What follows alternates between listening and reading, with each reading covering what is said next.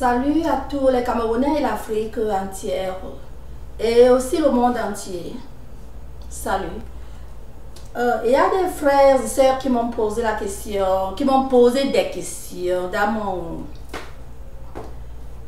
dans mon private, disons le so-called private, donc c'est qu'on dit que c'est le private, bien sûr c'est pas private au gouvernement américain, c'est pas private. Donc il y a des gens qui m'ont envoyé des questions sur mon private message, vous voyez. Donc ils m'ont envoyé les messages, me demandaient, ils m'ont posé des questions. Pourquoi est-ce que je ne parle pas du problème qui se passe au nord-ouest et au sud-ouest? Oui.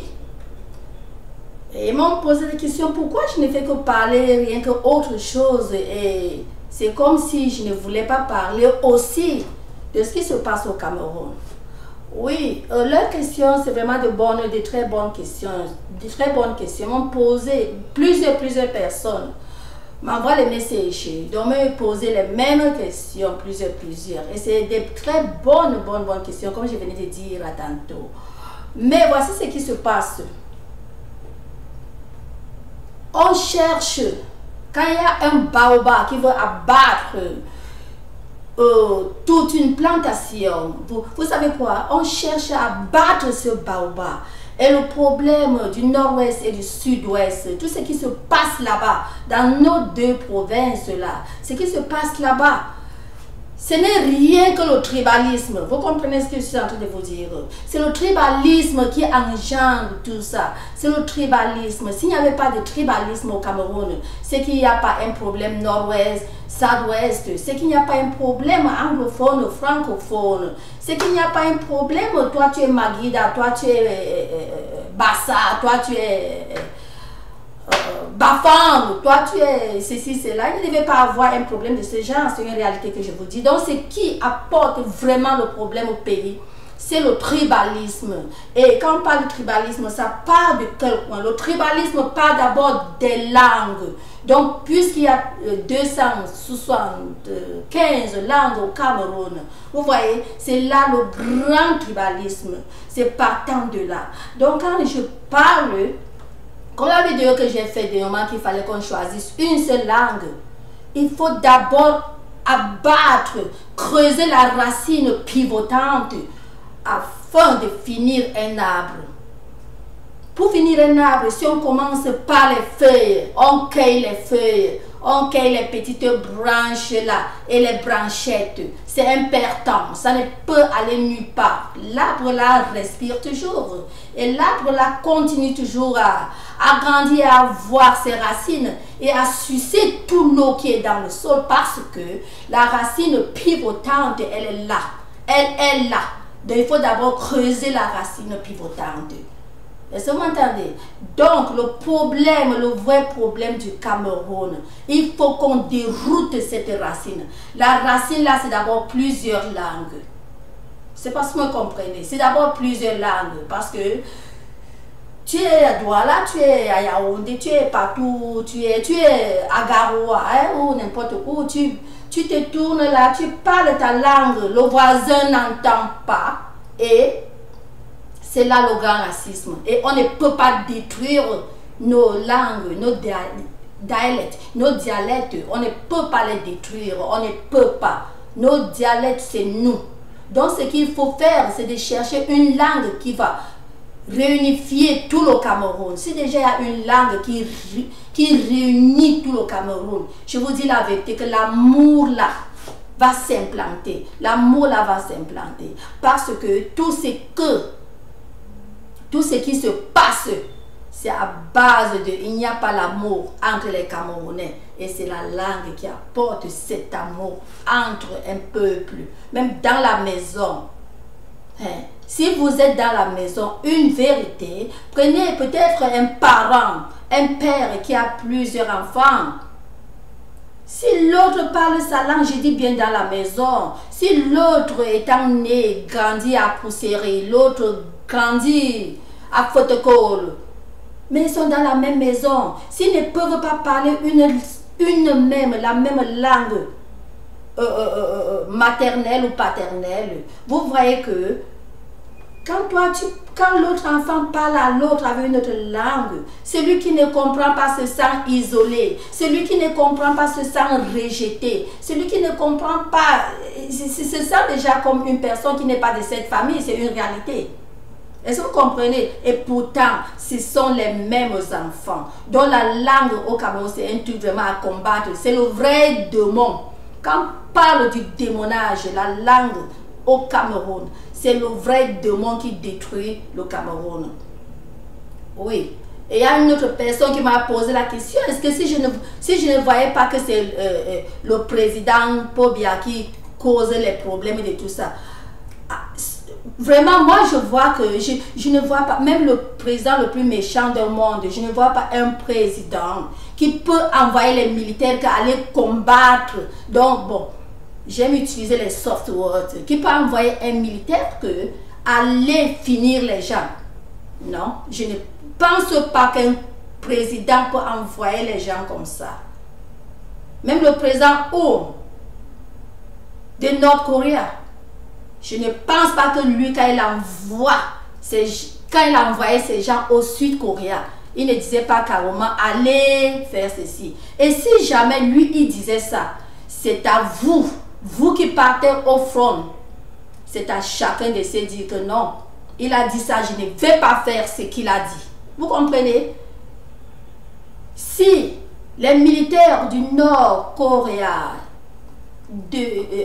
de la partie nord de Nord-Corée, comme j'ai appelé, si ces militaires partaient au sud, ou les militaires du sud, tu vois, s'ils arrivent là-bas, malgré quoi que ce soit que le président a dit, allez finir les gens, quand ils partent, ils se tournent entre eux et disent, gars, vous savez quoi, on ne doit pas finir les gens comme ça. Il a dit que lui-même passe le devant pour aller finir. Ils arrivent là-bas plutôt, ils ne font pas ces dégâts. Le président nord-coréen ne pouvait pas descendre sur les terrains faire tout ça. C'est pour cette raison que je vous dis que le cas du Cameroun, je ne vois pas le président Pobia vraiment dire aux militaires allez faire ceci. Étant donné que ces militaires qui partent là, tous ne sont pas les militaires francophones. Non seulement ça, ils peuvent être les militaires francophones, tous. Ils peuvent être par coïncidence, mais une réalité. Tous ne sont pas les militaires du Sud. Tous ne sont pas les sudistes. Parce que s'il faut voir une vérité claire dans ça, si le président Biya avait cette idée-là, je ne pense pas qu'il va vouloir envoyer les gardes sudistes. Selon ce que vous êtes en train de dire, donc je vous réponds, hein, si Biya avait ce mauvais cœur, je ne pense pas que Biya va envoyer les gardes sudistes. Vous comprenez, comme vous dites que, bon, anglophones, francophones, les sudistes, ceci, cela, est-ce que Biya va envoyer les gars sudistes? Non, il ne va pas les envoyer parce qu'il va se dire que s'il les envoie là-bas, s'il les arrive quelque chose, vous voyez ce que j'ai dit? C'est pour vous dire tout juste que les militaires qui partent sur les terrains, je ne pense pas que ce sont, non pour ça il n'y a pas de doute, hein, ce ne sont pas rien que les militaires sudistes. Ce sont les militaires parmi lesquels il y a les militaires du Nord, il y a les nordistes, il y a les sudistes, il y a les centrales, dont les militaires du grand centre, Douala, partout là, Konsamba, Maningouba, tout ça, il y a les militaires d'un peu partout, de l'Est, qui partent commettre ces dégâts, vous comprenez? Quand ils sont en chemin, une réalité, s'il y avait cet amour de fraternité, cet amour de père, c'est-à-dire le Cameroun, c'est le père à tous les Camerounais. S'il y avait cet amour, ils vont arriver quelque part, dès qu'ils traversent la rivière Mungo, ils se disent entre eux, non, on ne doit pas faire ça. Puisque Biya nous envoie d'aller faire cela, que lui-même parte faire. Vous comprenez ce que je vous dis?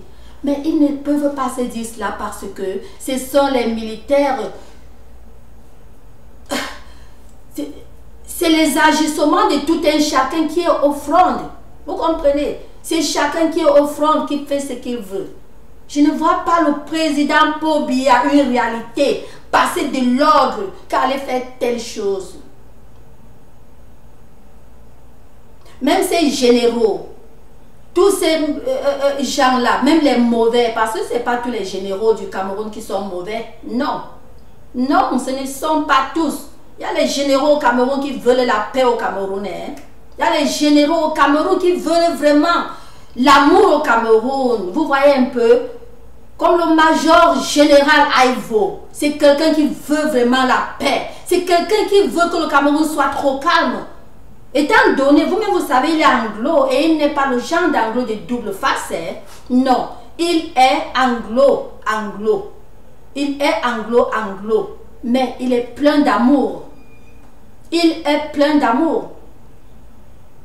S'il n'était pas plein d'amour, il ne serait pas. Parce que, en tout cas, j'ai eu beaucoup de messages dans mes trucs que les gens ont envoyés, comme je vous disais là. Donc, bon, là c'est peut-être dans une autre vidéo, peut-être je ne suis pas sûre parce que c'est pas bon. Je ne suis pas sûre. Sinon, je voulais vous dire que le Cameroun, en bref, parce que j'allais déjà déchaîner, j'allais déjà un peu mélanger les choses ensemble et tout ça, non. Donc je vous dis que le Cameroun, c'est ces gens qui partent au front. On doit donner tort plutôt aux gens qui partent au front. On ne doit pas donner tort de ce qui se passe au président de la République. C'est là mon point. Et le commandant qui les amène là, on doit aussi donner tort à ces commandants parce que c'est les commandants là, ils ont ce front. On doit donner tort à ces commandants qui amènent tout le bataillon, qui amènent tout le bataillon ou qui amènent ces bataillons là, ils partent commettre les dégâts. On doit, c'est plutôt ces commandants. Ce sont ces commandants là. Parce que si Bialé dit que amener les gens et faire ceci, ces commandants disent non mon président, on ne peut pas faire cela, c'est notre pays. Nous sommes tous les enfants d'un même pays. Vous comprenez? Le président ne peut pas aller faire tout ce qu'il y a là. Et comme je disais, le président, c'est que croyez le believe it or not, vous croyez ou pas, je vous dis que le président Paul Biya, c'est quelqu'un vraiment de Dieu. C'est une réalité que je vous dis. Oubliez la présidence, oubliez tout. Regardons la personne, même en tête. Regardons la personne en tête. Vous comprenez un peu? C'est un homme de Dieu. Il ne peut pas envoyer un message de méchanceté comme ça. Ce sont les commandants qui partent dehors avec ces bataillons-là.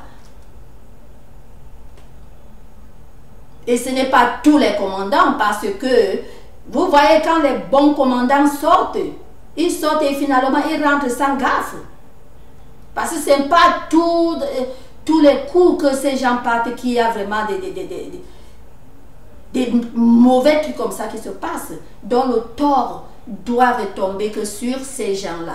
Vous, ces commandants-là, quand vous partez en mission, vous arrivez là où vous arrivez, au nord-ouest ou au sud, ressentez que ce sont vos frères. Ne faites pas gaffe.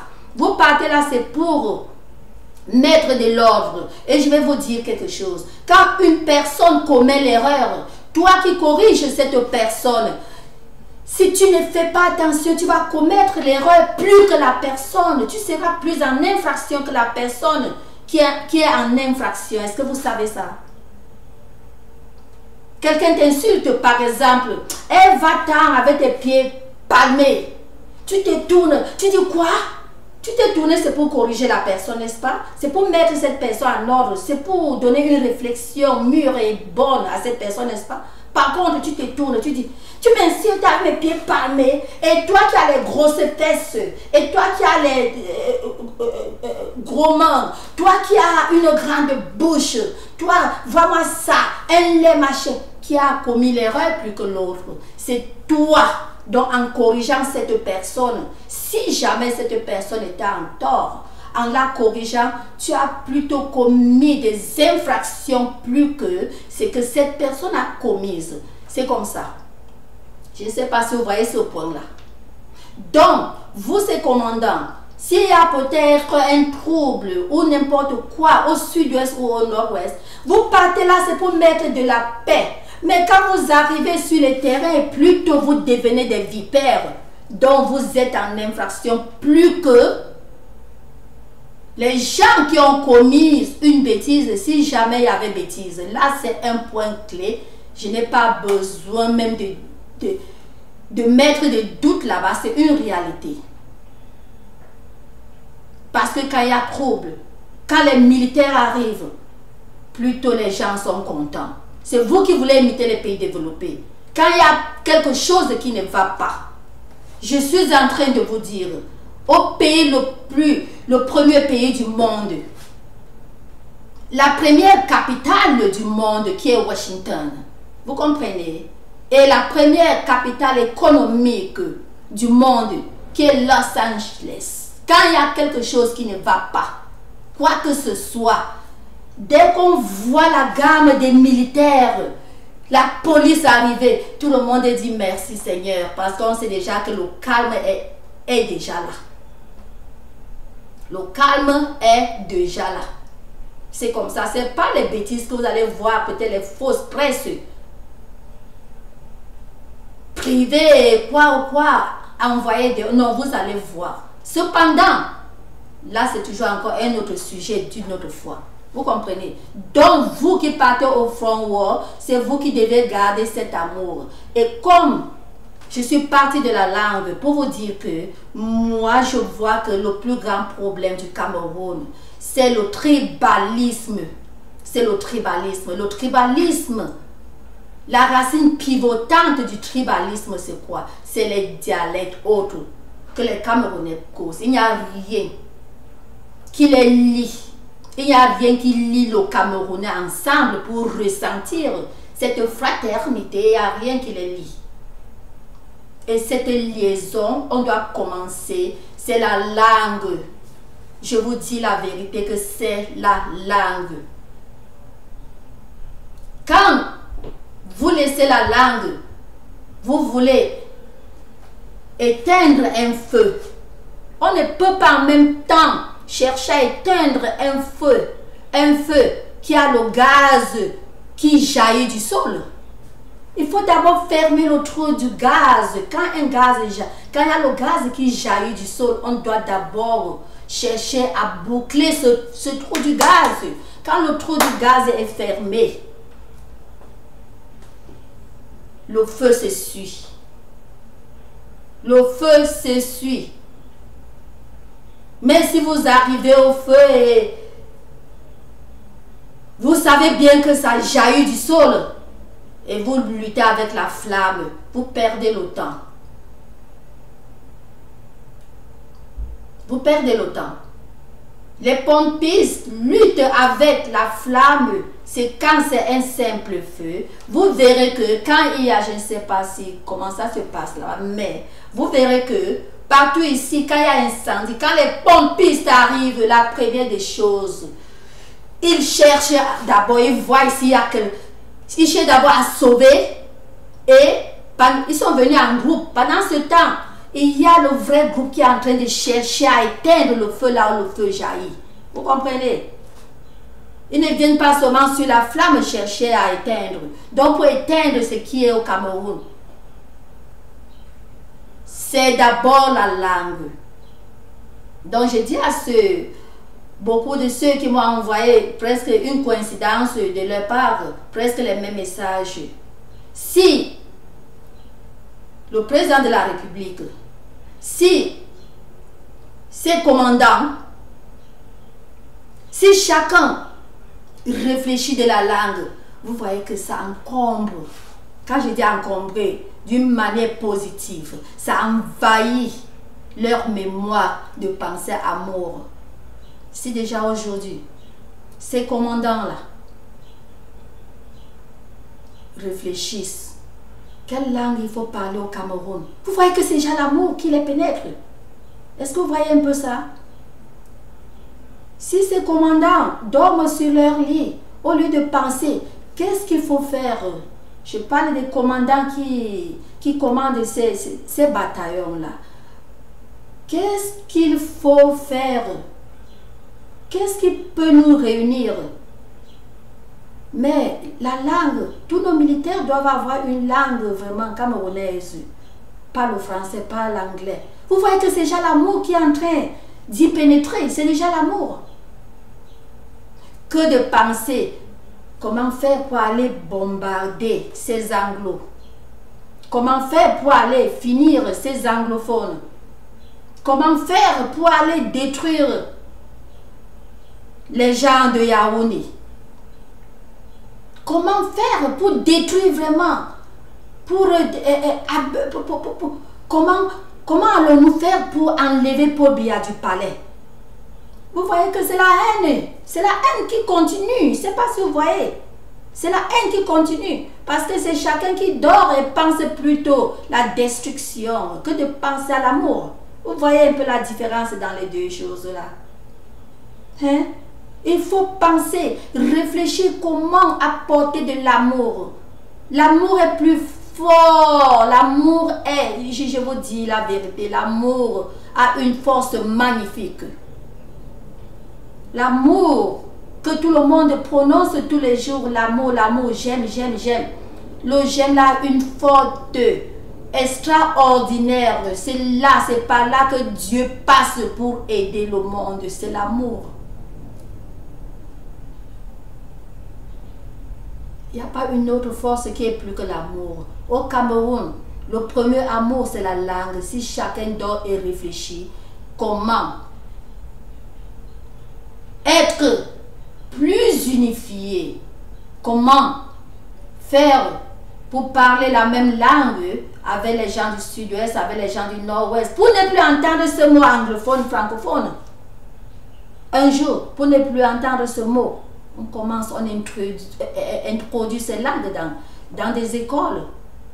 Là donc, c'est une vraie bataille, c'est un vrai combat qui est en train vraiment de démarrer. C'est un vrai combat qui est en train de démarrer. Pas la haine, pas le je suis anglophone, je suis ceci, je suis cela. Moi je suis du sud. Oh non, pour moi je suis de Kiossi. Tout ça même. C'est là-bas. Est-ce que ça va arriver ici à Kiossi? Non, on doit enlever ça de la tête parce qu'il y a quelque chose. Que ça arrive à Kiossi ou que ça n'arrive pas, si c'est déjà un problème comme celui-ci, c'est loin de Kiossi bien sûr.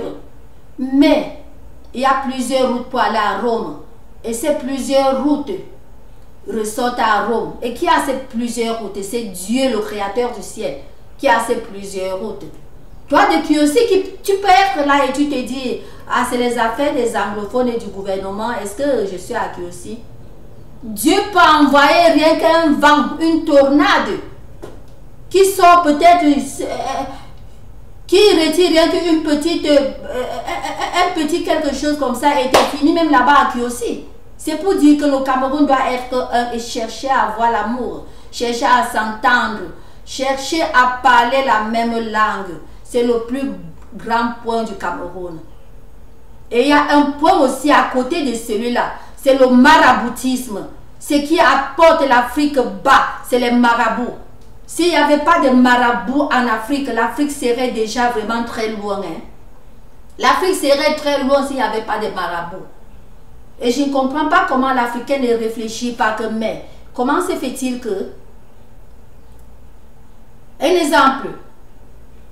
Les Camerounais doivent se mettre en tête, parce que je sais la majorité, une grande majorité, ressortent des familles de marabouts, donc les parents courent derrière les marabouts, les enfants courent derrière les marabouts. Pourquoi ne pas vous demander si ce maraboutage aidait, ça devait aider à grandir l'Afrique? Vous ne voyez pas que les pays qui ne font pas le maraboutage sont déjà très hauts? Tous les pays de noirs ne progressent pas parce que la magie noire finit, écrase les pays des noirs. Même Haïti qui est ici à côté de nous. Haïti, vous comprenez un peu? Haïti n'est pas loin d'ici. Je vous dis que Haïti n'est pas loin d'ici. C'est une de nos poupées. Haïti, c'est ici à côté, dans notre hémisphère. Haïti, c'est la poupée de notre hémisphère. n'est pas loin, c'est ici à côté. Mais ils sont tiers-mondés d'une manière que plus que, je vous dis la vérité, plus que le Cameroun est ici à côté. Tous les pays des Noirs, partout là où il y a les Noirs, c'est comme ça. Vous croyez que c'est quoi? C'est le voodoo. Le voodoo, c'est quoi? C'est la magie noire. En langue d'ici, on appelle vaudou, mais c'est la magie noire. C'est les marabouts. Et tout juste encore à côté, notre plus grande poupée, l'une de nos plus grandes poupées, c'est le Mexique. Mais parce que c'est un pays de blancs, ils ne sont pas noirs. Vous voyez comment le Mexique est développé. Le Mexique vient en 11e position dans le classement mondial en matière de richesse et du développement. Pourquoi? Haïti à côté. Haïti, pardon, quand je dis Haïti, c'est Haïti. Haïti est à côté. Le Mexique à côté. Pourquoi une partie? Je vous dis, essayez de comprendre. Donc, tout ce que l'homme noir va beau vouloir faire avec l'anthropophagie, la sorcellerie, on ne veut pas voir grandir l'autre. On ne veut pas que les enfants de tel, l'oncle ne veut pas voir les enfants de son frère, ses neveux, ses nièces bien. Les oncles veulent toujours que c'est les leurs, les oncles. Et c'est la sorcellerie. Donc, tous ces trucs, il y a deux choses plus grandes et il y a un peu d'autres. Vous comprenez, non? La plus haute faute, le plus haut niveau, la plus haute chose qui descend l'Afrique. Il y a deux. Le maraboutage et le tribalisme que je parlais.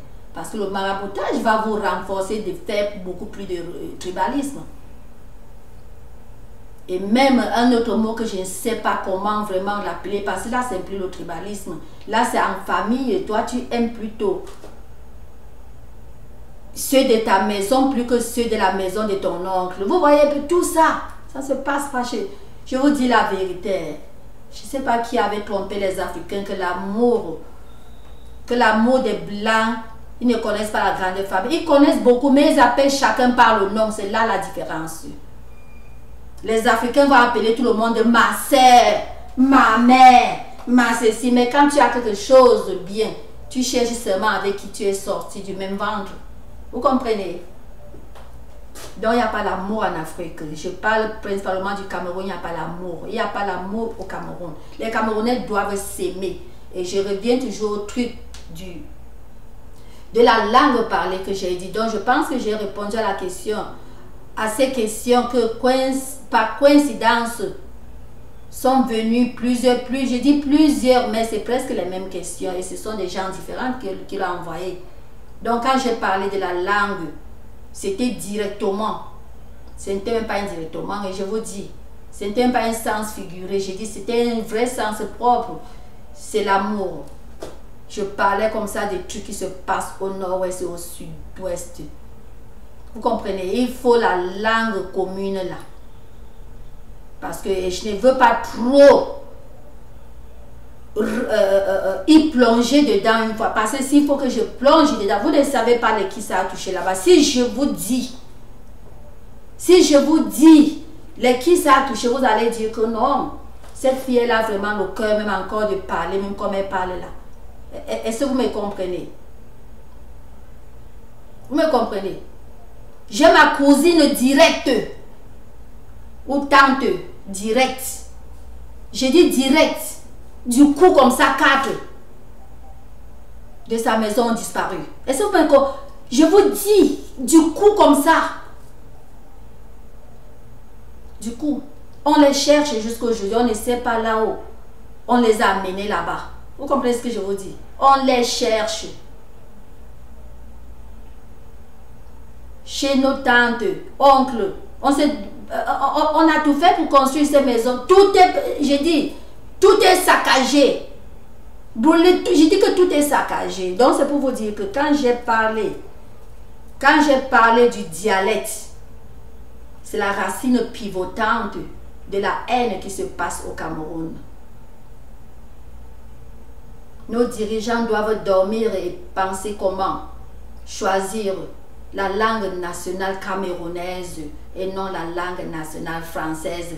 Et plutôt, les gens sont en train de boxer, de lutter pour combattre le franc, l'argent du Cameroun qui est français. Vous combattez d'abord ça que la langue même. Vous appelez franc français comment? C'est en français, non? Franc français. Vous voulez combattre le franc. Vous allez attendre longtemps. Hein? Vous allez attendre longtemps. C'est une réalité que je vous dis. Le président libyen, le président de la Libye, avec ses histoires dans ses mains.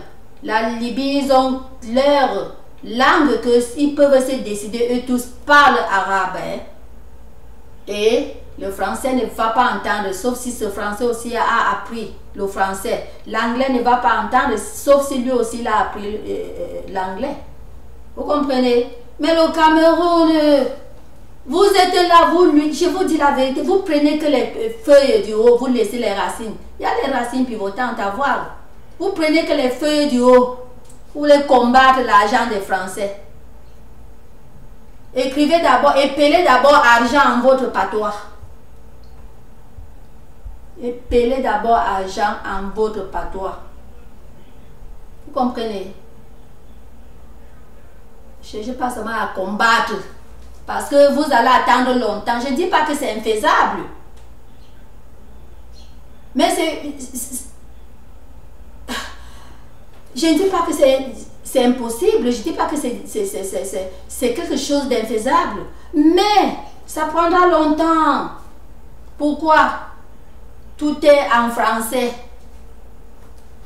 Tout est en français. Selon vous, vous croyez que bon, on met le Camerounais, on écrit seulement là-bas Camerounais. Quand tu épelles d'abord Camerounais, c'est en quelle langue?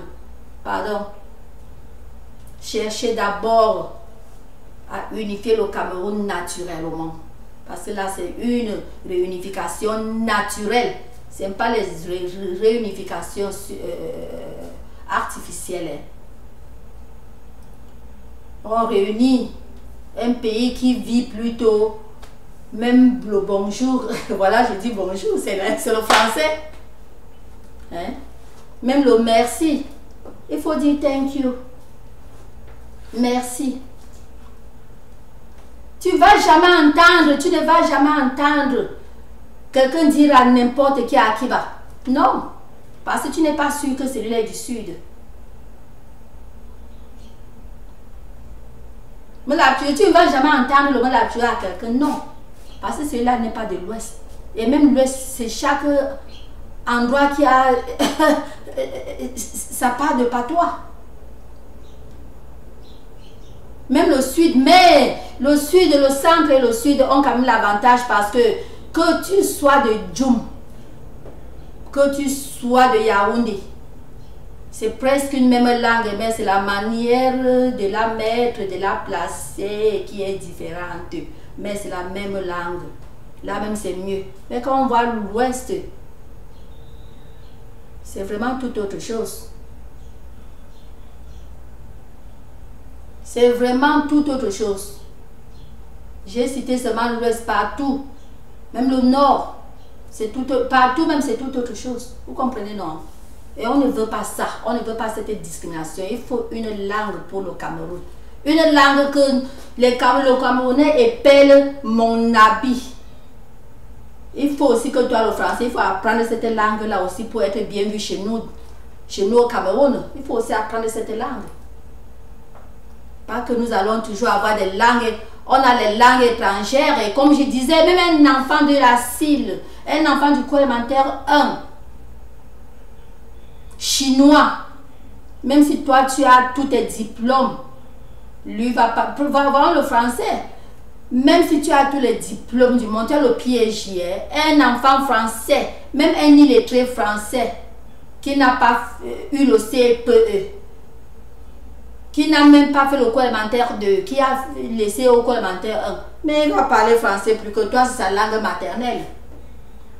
Même si tu parles comment, il y a des endroits que tu vas faire des erreurs parce que tu n'es pas né là-dedans, c'est pas ta langue. Donc il nous faut cette langue maternelle. Il faut la langue maternelle. C'est là que le vrai amour commence. C'est là que le militaire, dès que ces militaires, s'il y avait dès que les militaires arrivent, ta soeur crie seulement ta langue, toi tu sais que non, voilà ma soeur, mais qu'est-ce qui se passe? Tu as vu, c'est une autre langue, et du coup Satan l'a envahi tes yeux, que ah, c'est qui même? Est-ce que c'est ton frère? Donc, je pense que j'ai répondu à cette question. Oui. Je n'étais pas loin du problème qui se passe dans nos deux provinces-là. C'est un problème bizarre. C'est un problème bizarre. C'est un problème bizarre. Voilà notre Boya. Voilà notre Bamenda. Voilà notre nord-ouest. Notre Boya qui est détruit. Notre nord-ouest qui est détruit. Les gens fuient. C'est vide. Non, c'est vide de deux côtés. D'autres ne sont même plus du monde. Et c'est vide, il faut déjà que d'autres fuient. Vraiment, c'est bizarre. Donc le problème de langue là, c'est un problème primordial. C'est un problème primordial. Ça va effacer le nom anglo et francophone. On va chercher plutôt le progrès du pays. On ne va pas chercher la division. On ne va pas chercher, ce n'est pas mon frère, ce n'est pas ma soeur. C'est pas mon père. Est-ce qu'il parle ma langue? Non, on ne va plus regarder ça. Si une langue s'implante, le Cameroun sera plus bien et l'Afrique va progresser. Merci, je pense que c'est tout ce que je voulais dire dans cette vidéo. Ok.